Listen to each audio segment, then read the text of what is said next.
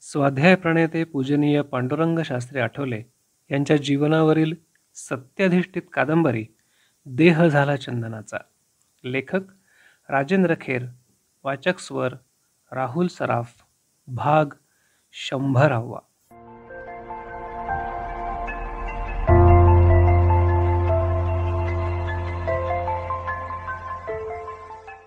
प्रधानमंत्री लालबहादूर शास्त्री यांनी जेव्हा पांडुरंग शास्त्रींचे हे विचार वाचले तेव्हा त्यांनाही ते पसंत पडले. पांडुरंग शास्त्री समाजात पुनरुत्थान घडवून आणण्यासाठी काही ठोस कार्य करत असले पाहिजेत असं शास्त्रीजींना वाटलं. म्हणून त्यांनी तेव्हाच पांडुरंग शास्त्रींना पत्र पाठवलं होतं आणि भेटीची इच्छा प्रदर्शित केली होती. परंतु ती भेट होण्यापूर्वीच शास्त्रीजींनी या जगाचा निरोप घेतला होता. काळानं शास्त्रीजींवर अकाली घाला घातला होता. या दुर्घटनेचं पांडुरंग शास्त्रींना मनस्वी दुःख झालं. मनोमन ते म्हणत होते, शास्त्रीजींसारखा पंतप्रधान देशाच्या पटलावरून अचानक निघून गेला हे देशाचं दुर्भाग्य आहे. संपूर्ण दिवस ते दुःखाच्याच छायेत वावरत होते. टिपूर चांदणं पडलं होतं. कुंडलिका नदीचा परिसर त्या चंद्रप्रकाशात अतिशय मोहक दिसत होता. पूर्वेकडून वर आलेलं चंद्रबिंब कुंडलिका नदीतही उतरलं होतं. मासे, पाणसाप अथवा अन्य जलचर प्राण्यांची हालचाल होताच ते चंद्रबिंबही हलत होतं. नदीकाठच्या एका दगडावर बसून पांडुरंग शास्त्री त्या चांदण्याचा मनमुराद आनंद लुटत होते. चांदणं हा विषय तर त्यांच्या अत्यंत आवडीचा. म्हणून चांदण्याचे दिवस साधूनच ते त्या दिवशी मुद्दाम रोहायला आले होते. नदीकाठी बसल्या बसल्या ते भोवतालच्या परिसराचं अवलोकन करत होते. कुंडलिका नदीच्या पश्चिम दिशेला तेव्हा काही पडाव किनाऱ्याला लागले होते. पडावांची ही वाहतूक नित्याचीच झाली होती. पडावांवरचे मिणमिणते दिवे त्या पडावांच्या अस्तित्वाची जाणीव देत होते. त्या दृश्याकडे बघत पांडुरंग शास्त्री शेजारी बसलेल्या शंकरराव पाध्यांना म्हणाले, या चांदण्यात ते पडाव किती सुंदर दिसतात नाही का? हो ना. चांदण्या रात्री पडावावरून विहार करायला केवढा आनंद मिळत असेल नाही? क्षणभर थांबून तेच पुढं म्हणाले, बाकी त्या चालकांचं चांदण्याकडे कशाला लक्ष असणार? दिवस रात्र व्यापार करून राबायचं आणि दुसऱ्या दिवसाची चिंता उराशी बाळगून झोपी जायचं. त्यांच्या दृष्टीनं कसलं चांदणं आणि कसलं काय? पाध्यांनी नुसतीच संमतीदर्शक मान हलवली. मग काहीतरी आठवल्यासारखं करून पांडुरंग शास्त्री म्हणाले, पाध्ये, या पडावावरून आठवण झाली, परवा मी कोळ्यांमध्ये गेलो होतो. पुन्हा? हो, पुन्हा पुन्हा गेलं पाहिजे. मागच्या वर्षी मी पहिल्यांदाच कोळी लोकांमध्ये गेलो होतो, एकटाच. काय तेव्हाची त्यांची परिस्थिती सांगावी. गेल्या अनेक पिढ्या त्यांच्या जिभेवर नुसत्या शिव्याच नाचत आहेत. त्यांच्या मुखाला सतत दारूचीच दुर्गंधी येत असते. सभ्यता आणि संस्कार यांचा त्यांच्या जीवनाला स्पर्शही झालेला नाही. स्मगलिंगबद्दल तर काही विचारू नका. पाध्ये, आपल्यासमोर हे फार मोठं आव्हान आहे. भारताच्या या संपूर्ण किनारपट्टीतच मला परिवर्तन अपेक्षित आहे. अन्य भागात मात्र आपल्या स्वाध्याय कार्याला उत्तम प्रतिसाद मिळतोय.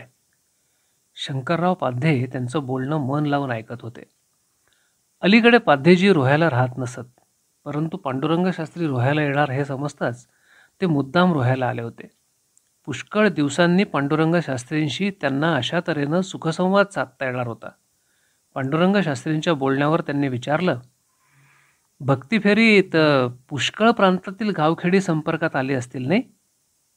अहो, 1958 पासून आता 1969 पर्यंत आपल्या लोकांनी कच्छ, सौराष्ट्र, गुजरात, महाराष्ट्र यामधील कित्येक गावं प्रभुविचारांनी भारली आहेत. निस्वार्थ भावानं घरोघर फिरण्याची त्यांना आता सवय जडली आहे. भारतीय संस्कृतीवर जडलेली झूळ झटकण्याचा यशस्वी प्रयत्न करतायत. या तरुणांची संख्या किती आहे? पाध्ये, ती एक आश्चर्याचीच गोष्ट आहे. तरुण वर्गच अतिशय उत्तेजित झालाय. हा तरुण वर्ग स्वाध्याय कार्याचा खरा आधारस्तंभ बनलाय.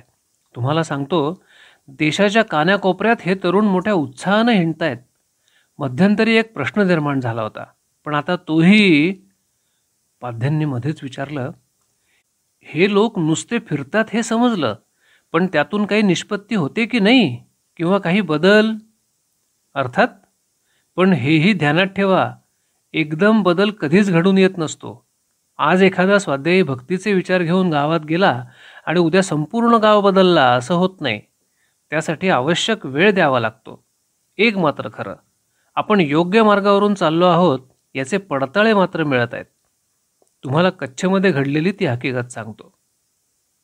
कच्छमध्ये एक गाव होतं. त्या गावात कडवा पटेल लोकांचीच वस्ती होती. त्या लोकांचा प्रमुख व्यवसाय शेती. लोक श्रीमंत होते, कुणाला व्यसन मात्र नव्हतं. हे सर्व ग्रामस्थ हिंदू होते, परंतु त्यांचं आचरण मुस्लिमांप्रमाणे होतं. कारण इसवी सन 800 मध्ये कुणीतरी इमाम तिथे आला होता आणि त्याच्या प्रभावात येऊन हे लोक त्याच्या कच्छपी लागले होते. त्यांनी मुस्लिम आचारविचार पत्करले होते.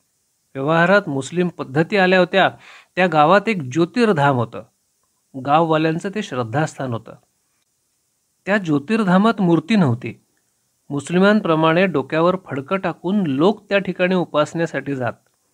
अंतिम संस्काराच्या वेळीसुद्धा हे लोक दहनाऐवजी दफन करायचे. गावात कुणाकडे लग्नकार्य असलं म्हणजे मौलवी यायचा, लग्न तोच लावून द्यायचा. लग्नात देवाच्या नावाचा भाग ठेवला जात असे. तो हजारो रुपयांचा असायचा.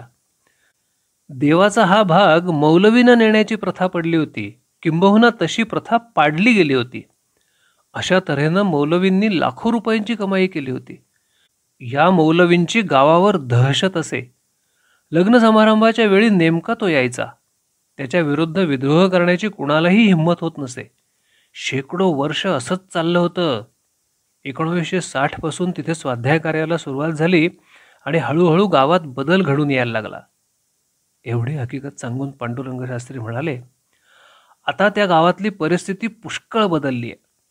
मौलवींची अलिखित सत्ता त्यांनी झुगारून दिली आहे.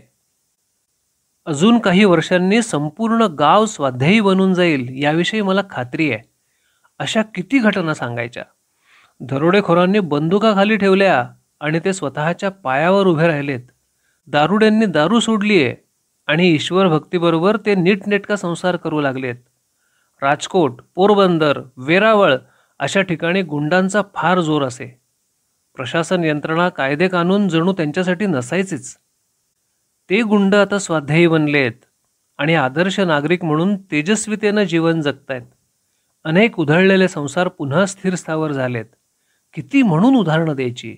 पाध्ये, हा दृश्य परिणाम आहे. अदृश्य परिणाम तर फार मोठा आहे. आता सांगा, भगवंताला हेच अभिप्रेत आहे ना? अर्थात परित्राणाय साधूनाम विनाशाय च दुष्कृताम धर्मसंस्थापनार्थाय संभवामी योगे योगे, हेही महत्त्वाचं आहे.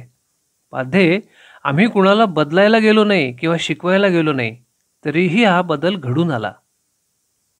इतकं बोलून पांडुरंग शास्त्रींनी नदीच्या पश्चिम पात्राकडे दृष्टिक्षेप टाकला. मघाचे पडाव आता तिथून निघून गेले होते. नदी किनारी सामसूम झाली होती. फक्त टिटव्यांचा कर्कश आवाज मधूनच शांततेचा भंग करून जात होता. नदीवरच्या दगडी पुलावरून क्वचित एखादा वाटसरू दिसत होता. पाध्यांचंही त्या दगडी पुलाकडे लक्ष लागून राहिलं होतं. सहजगत्या ते म्हणाले, दादा, त्या पुलावरून तुम्ही मारलेली उडी आठवते ना? पांडुरंग शास्त्रींनी हसून मान डोलवली. ते दोघे रोह्यात शिकत असतानाची गोष्ट. एका संध्याकाळी पाध्ये आणि पांडुरंग गावाबाहेर फिरायला गेले होते. घरी परतताना ते दगडी पुलावर आले. पांडुरंग सहजगत्या म्हणाला, पाध्ये, तू या पुलावरून उडी मारून दाखवशील का? म्हणजे काय? सहज दाखवीन, पण तू मारशील का? पांडुरंगानं लगेच कपडे काढले आणि पुलावरून पाण्यात सूर ठोकला. ते पाहून पाध्ये चांगलाच धसकावला. पांडुरंग लगेच असलं साहस करून दाखवेल असं त्याला वाटलं नव्हतं. आता आपल्यालाही उडी मारावी लागणार या विचारानं त्याचं धाबं दणाणलं. त्यानं पांडुरंगाचे कपडे गोळा केले आणि घराकडे पळ काढला. त्या प्रसंगाची आठवण होऊन पांडुरंग शास्त्री म्हणाले, चांगला स्मरणात आहे तो प्रसंग. त्या प्रसंगाची आठवण होऊन दोघेही मनसोक्त हसले.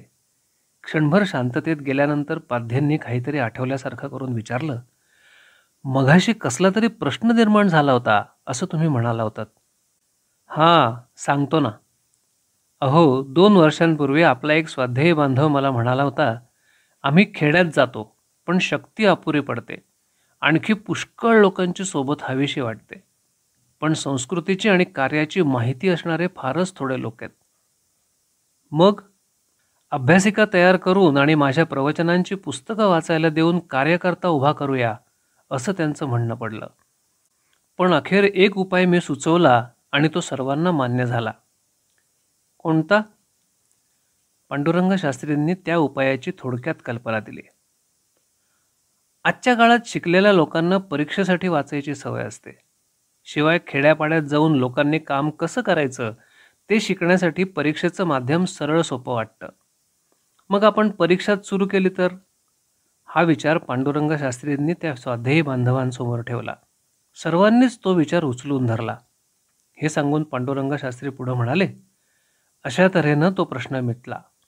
जिज्ञासू आणि प्रवेशक अशा 2 परीक्षा आपण घेतल्या. परीक्षार्थींची संख्या अवघीच 40 होती. पुढे ती निश्चितच वाढेल. पाध्यांनी विचारलं, आणखी काय काय नवीन ठरवलंय?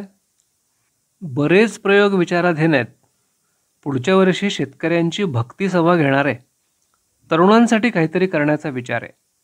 बघूया कोणती गोष्ट कसा आकार घेते ती.